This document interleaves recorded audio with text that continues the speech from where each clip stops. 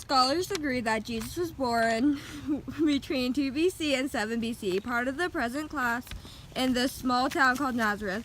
Historians also back the claim that Jesus' father was a carpenter. Most historians believe that Jesus' baptism by John the Baptist occurred, and that Jesus had a vision that led him to preach. Scholars say Jesus wanted to reform the religion he was born into, never viewing himself as creating a new religion, and that he was viewed as a teacher and healer. Using astronomy, historians have pinpointed the death of Christ, some of the crucifixion to a solar eclipse that occurred in 29 CE. Others say the second solar eclipse in 33 CE. The term historical Jesus refers to attempts to reconstruct the life and teachings of Jesus of Nazareth by critical historical methods, in contrast to Christological definitions and other Christian accounts of Jesus. Jesus abolished slavery.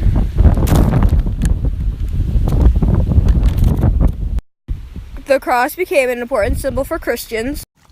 He washed away the sins of the world. More books have been written about Jesus than any other person in history. Schools and hospitals have been founded in his name. He elevated the role of women in Western culture.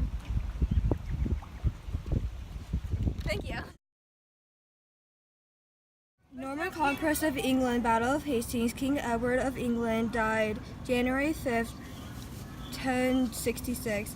After a reign of 23 years, leaving no heirs, Edward's passing left a three-way rivalry for the crown that culminated in the Battle of Hastings and the destruction of Anglo-Saxon rule of England. William, Duke of Normandy, laid claim to English throne. He justified his claim through blood relations with Edward because they were distant cousins.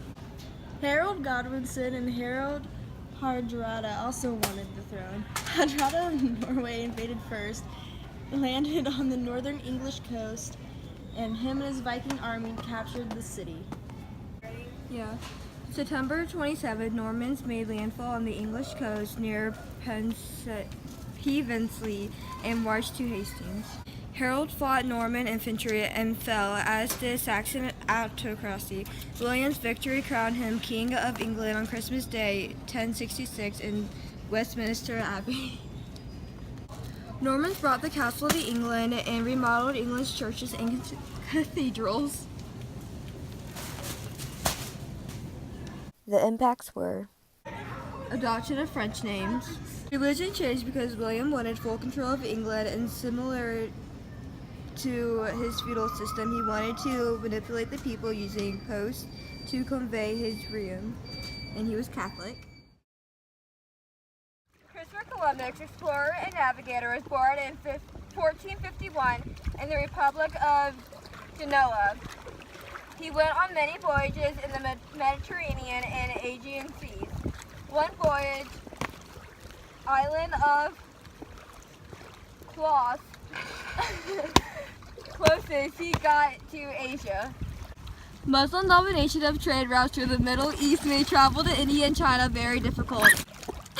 He believed there was a route sailing west across the Atlantic that would be quicker and safer, so he devised a plan to sail west to reach the east. Rejected by the Portuguese king for a 3-ship voyage, Columbus took his plan to Genoa and Venice, which was also rejected.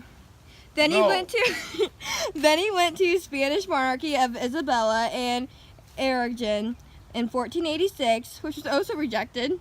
No. Shortly after, the Spanish army captured its last Muslim stronghold in 1492. Monarchs agreed to finance the expedition. Yes. Yes. Left on the Nina, Pina, and Santa Maria in 1492, 36 days afterward. He landed on an island in present-day Bahamas, and he met natives. Santa Maria wrecked. Ah! Oh my gosh. Men built Villa de Navidad, and then Columbus left for home. Columbus died May 20th, 1506. He still believed he found a shorter route to Asia. The impact was the opening of North America to settlement and exploration and devastation of native population through disease and environmental deterioration.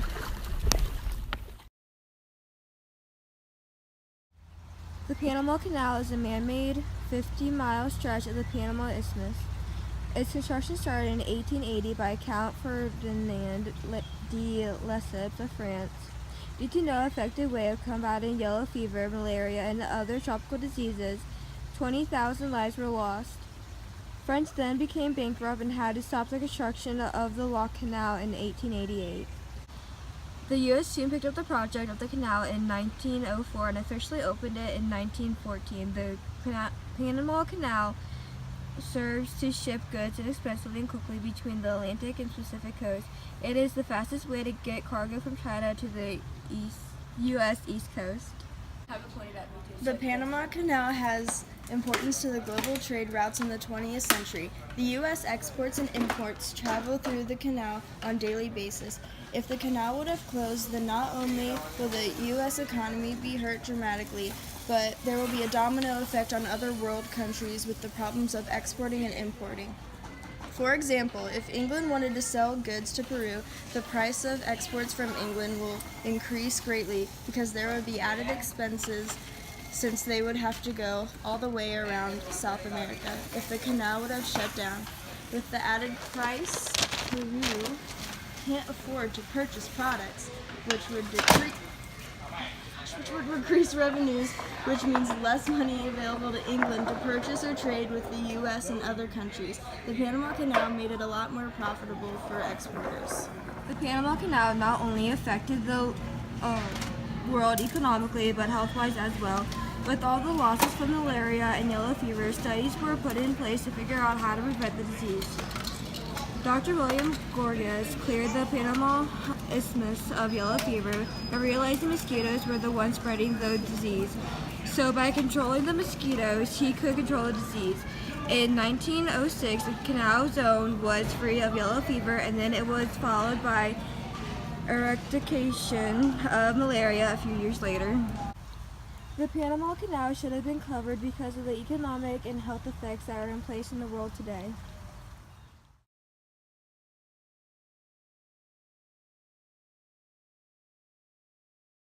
The Suez Crisis of 1956 started with the Egyptian president Gamal Abdel Nasser announcing the nationalization of the Suez Canal Company, which originally was owned and operated by the British-French enterprise since the construction of it in 1869. The fight over the Suez Canal, which is a 120-mile-long canal that connects the Mediterranean Sea to the Red Sea, involved Israel at first when they invaded into Egypt on October 29, 1956.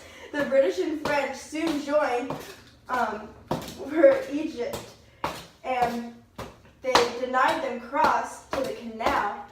And Eisenhower administration was worried that its NATO allies and the Soviet Union will start to have an outbreak of hostilities. So they tried to settle the dispute between the British, French, and Egyptian with a diplomatic settlement. The Soviet Union got involved after British and French troops took power. Soviet leader Nikita Khrushchev threatened to use nuclear weapons on Western Europe if the Israeli, French, British force didn't withdraw their troops. Eisenhower warned them about the reckless talk will only make things worse. The U.S. also threatened the French, British, and Israelis to withdraw from Egypt and give up their campaign, or they'll deal with economic sanctions.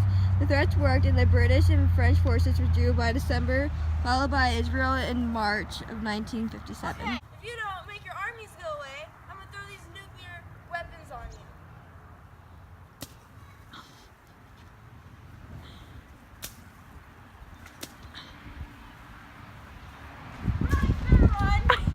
The Suez Canal Crisis 1956 should be in the curriculum because it was the first example of a primitive strike after World War II. It shows the lengths nations will go through to secure their interests and limit the influence of the United Nations.